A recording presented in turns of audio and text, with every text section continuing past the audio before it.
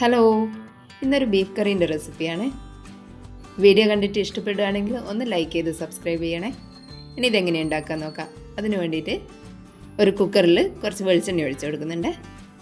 ഇനി ഈ വെളിച്ചെണ്ണ ഒന്ന് ചൂടായി വരുമ്പോൾ അതിൻ്റെ അകത്തേക്ക് 2 സവാള ചെറുതായിട്ട് അരിഞ്ഞത് ചേർത്ത് കൊടുക്കുന്നുണ്ട്. ഇനി ഇതൊന്ന് വഴറ്റി കൊടുക്കണം. ചെറുതായിട്ടൊന്ന് വാടി വരുന്ന വരെ മാത്രം ഒന്ന് വഴറ്റി കൊടുത്താൽ മതി.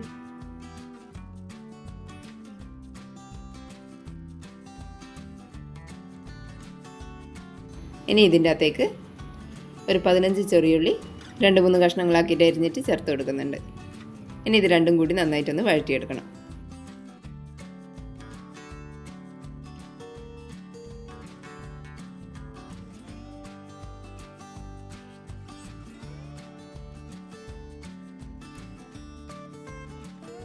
ഇത് രണ്ടും കൂടി ഏകദേശം ഒന്ന് വാടി വരുന്ന സമയത്ത് ഇതിൻ്റെ അകത്തേക്ക് വെളുത്തുള്ളി, ഇഞ്ചിയും പച്ചമുളകും ചതച്ചത് ചേർത്ത് കൊടുക്കാം. ഇനി ഇതിൻ്റെ ഒരു പച്ചക്കുത്ത് മാറുന്ന വരെ ഒന്ന് വഴറ്റി കൊടുക്കുക.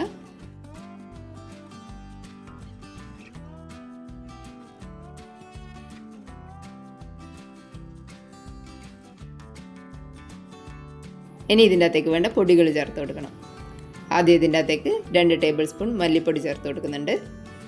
ഇനി 1 ടേബിൾ സ്പൂൺ കാശ്മീരി മുളക് ചേർത്ത് കൊടുക്കുന്നുണ്ട്. ഇനി ഇതിൻ്റെ അകത്തേക്ക് 1/2 ടേബിൾ സ്പൂൺ കുരുമുളക് പൊടിയും 1/4 ടീസ്പൂൺ മഞ്ഞൾപ്പൊടിയും പിന്നെ 1/2 ടേബിൾ സ്പൂൺ ഗരം മസാല കൂടി ചേർത്ത് കൊടുക്കുക. ഇനി ഇതിൻ്റെ അകത്തേക്ക് ആവശ്യമായിട്ടുള്ള 1/2 ടേബിൾ സ്പൂൺ ഉപ്പും കൂടി ചേർത്ത് കൊടുത്തിട്ട് നന്നായിട്ടൊന്ന് വഴറ്റിയെടുക്കുക.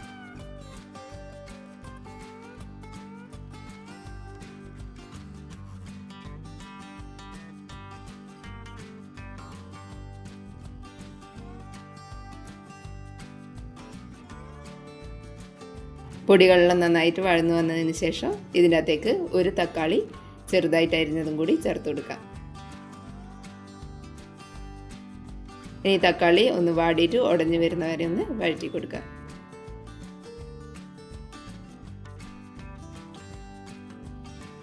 ഇനി ഇതിൻ്റെ അകത്തേക്ക് നമ്മൾ കഴുകി വൃത്തിയാക്കി വെച്ചിട്ടുള്ള ബീഫ് ചേർത്ത് കൊടുക്കുക.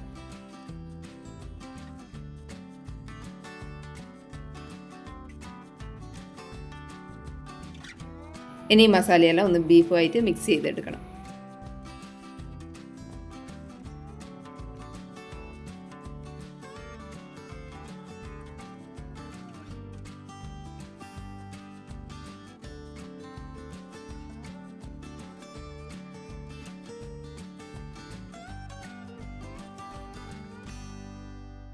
ഇതെല്ലാം നന്നായിട്ടൊന്ന് മിക്സ് ചെയ്തെടുത്തതിന് ശേഷം ഇതിൻ്റെ അകത്തേക്ക് കുറച്ച് കറിവേപ്പില ചേർത്ത് കൊടുക്കുക.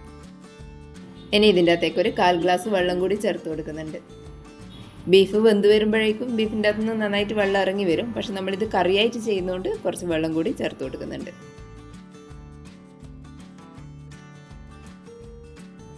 ഇനി ഇതെല്ലാം കൂടി ഒന്ന് മിക്സ് ചെയ്തതിന് ശേഷം 6 വിസിൽ വരുന്നവരെ ഒന്ന് വേവിച്ചെടുക്കുക.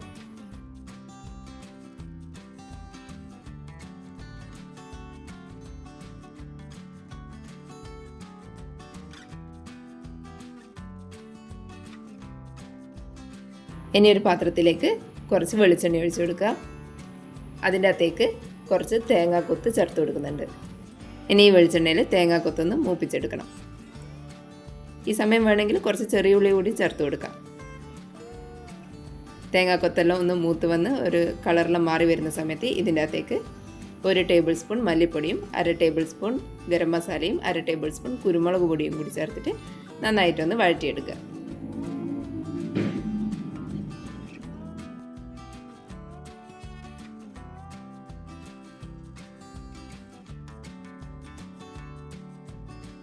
പൊടിയെല്ലാം ഒന്ന് ചൂടായി വരുമ്പോൾ ഇതിൻ്റെ അകത്തേക്ക് നമ്മൾ വേവിച്ച് വെച്ചിട്ടുള്ള ബീഫ് ചേർത്ത് കൊടുക്കാം.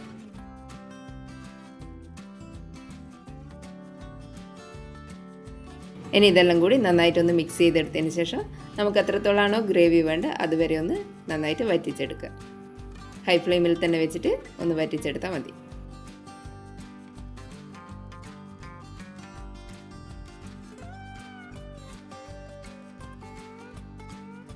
ഇതൊന്ന് തിളച്ച് വരുന്ന സമയത്ത് ഇതിൻ്റെ അകത്തേക്ക് കുറച്ച് കറിവേപ്പിലയും മല്ലിയിലയും കൂടി ചേർത്ത് കൊടുക്കാം.